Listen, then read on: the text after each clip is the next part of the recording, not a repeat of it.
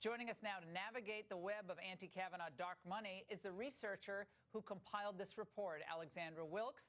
And on set with me is former Clinton advisor and pollster Mark Penn. Alexandra, give us a rundown of how this group, it's called Demand Justice, which is led by Fallon, is the tip of the anti-Kavanaugh spear. So in Judge Kavanaugh's great opening statement, he was mocked by some liberals for claiming that there's this calculated effort to smear him. And he's not wrong. The liberals have been leaving all kinds of breadcrumbs for us to trace. So as you mentioned, Brian Fallon, he founded Demand Justice. He was the face of the Hillary Clinton campaign. You saw him all over the 2016 effort. After that campaign wrapped up in the spring of 2018, he founded Demand Justice. And his goal was to defeat whoever President Trump decided to choose as his nominee for the Supreme Court. So again, we're dealing with an organization that didn't even look to see what qualifications this person would have. They didn't care. They were going to defeat anyone. He goes to George Soros for some seed money. He gets it, and I'll let you jump in before I tell the next part of the story. No, so Soros then comes in, and we don't know how much he gave him, or we do. We have those facts. Well, so here's the thing. You know, for as much as Democrats like to lament dark money, and by dark money, we're talking about money that comes from 501c4 organizations.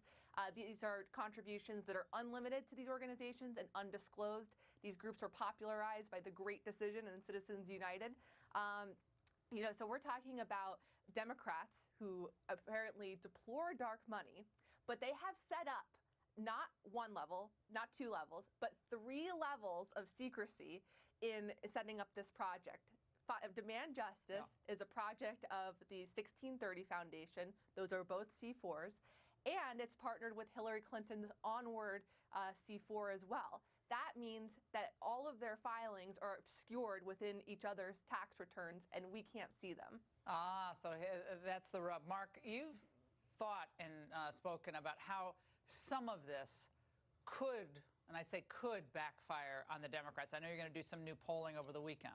Look, I don't think it's a surprise that there are groups on the Democratic side. They genuinely oppose this nominee and the entire list of Federalist Society nominees, and there are groups on the Republican side. We are here because a professor wrote a letter, and Senator Feinstein wrongly held that letter, but that's really why we're here. And I think the public wants some certainty here. Real questions have been raised. Even President Trump says that the professor's testimony was credible. And I think probably Senator Flake did the right thing. Maybe this is, you know, this is supposed to just take a week. Maybe it'll just confirm. Maybe it'll turn up something new. But I think people wanted more certainty before this vote. And I think they're going to get that. Brian Fallon, though, is particularly well, obviously he's partisan, but to say things like this, as he did in a tweet yesterday, if the Senate ignores Ford and tries to muscle an attempted rapist onto the court, not even alleged, an attempted rapist onto the court, they will pay dearly this November, focusing on Collins and Gardner. Kavanaugh will not serve for life. Do you think that's good language? Look, I think that we are searching for some national unity here. Quotes like that are not going to get us there.